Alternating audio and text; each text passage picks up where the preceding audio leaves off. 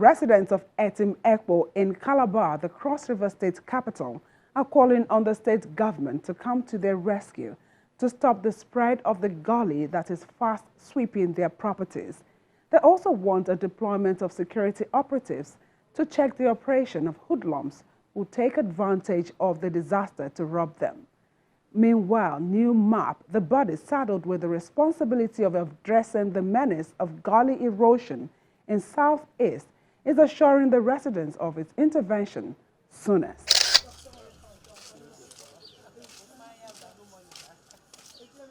At Etim Ekpo in Calabar municipality of Cross River State, most residents park their vehicles here on the road. The reason is because they cannot take them beyond this point, as any attempt to will make them end up in the ditch dug up by the gully that has ravaged the area.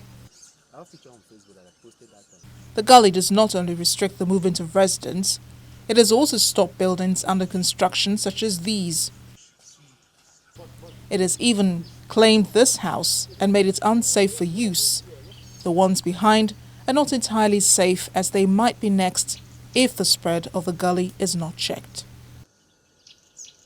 Residents blame this devastation on poor construction work by the contractor that did the road network.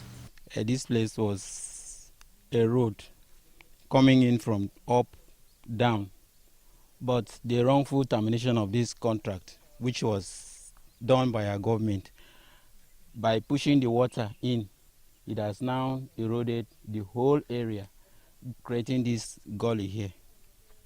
It was not so before. Nobody ever knew that it would be like this. Initially, the water would just come up and it will pass through by the side here.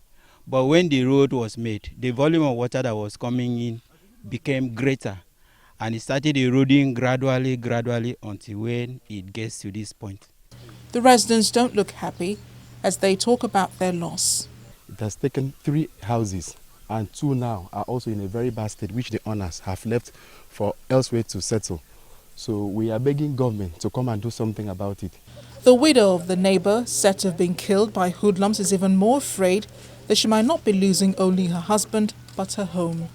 I think it's because of this gully. My husband was shot here. And after that, I think they jumped through this place. So it's been a threat to us, and it's very close to my house.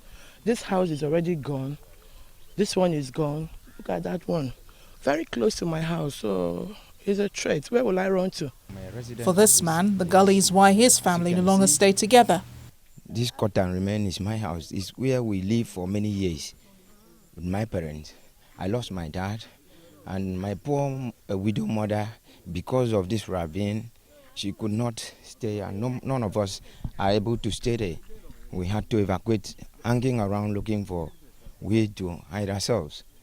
And even the people that live, there was a road here behind, which even tippers you do pass here to the other side. But because of this ravine, they couldn't pass. Even the people that live in that estate have no way to their homes. Rather, they pass. You see the truck road passing through in order to get to their house. They claim they've not folded their arms waiting for help, but have taken measures themselves, which have, however, not mitigated the damage.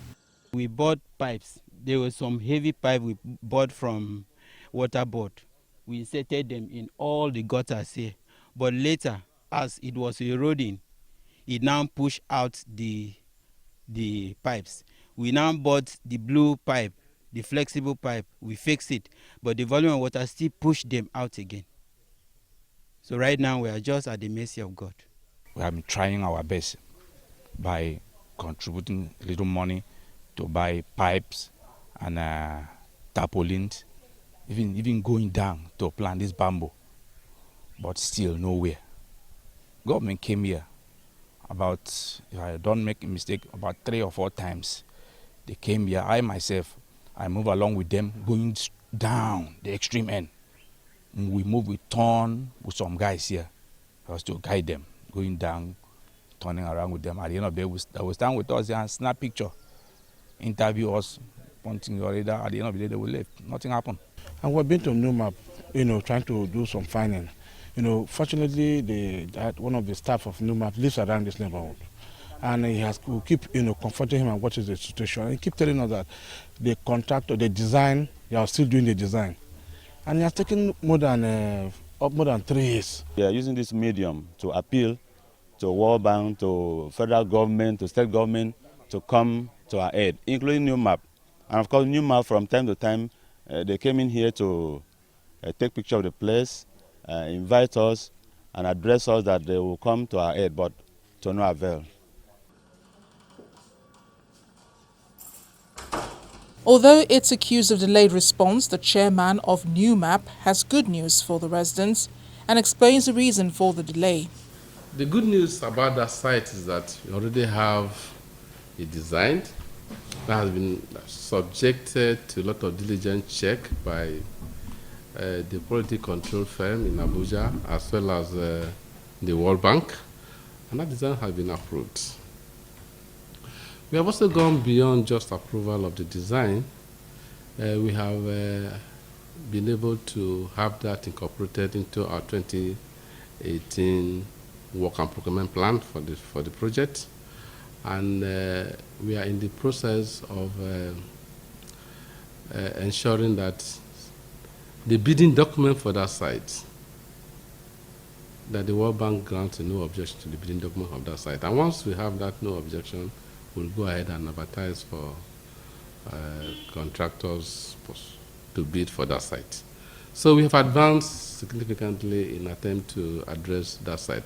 But let me explain one thing in terms of procedure for engagement in intervention. One is that we ensure that every design we do for any site meets international standards. It's a bankable design that are reviewed by experts all over the world. 2, why we are not in a hurry is because we want to ensure that we take diligent attention on everything we are doing, so that we don't do them twice, so that we don't duplicate, so that we don't even waste resources in doing it. So we carry out serious diligence check to ensure the right thing is done. The monitoring and evaluation studies must be done, the needs assessment studies must be done, and of course the lab component of it must be done. So all these things must be ready before any intervention work starts in a site. The policy of the World Bank is that you can't carry out civil works when you have not addressed safeguard issues on any site. And all these things is not what you look at one money and start doing. Aware of the progress of the promised intervention, residents who claim to now sleep with one eye open for fear of being submerged are pleading that the approval process be hastened to prevent rise in casualty figure of both lives and property.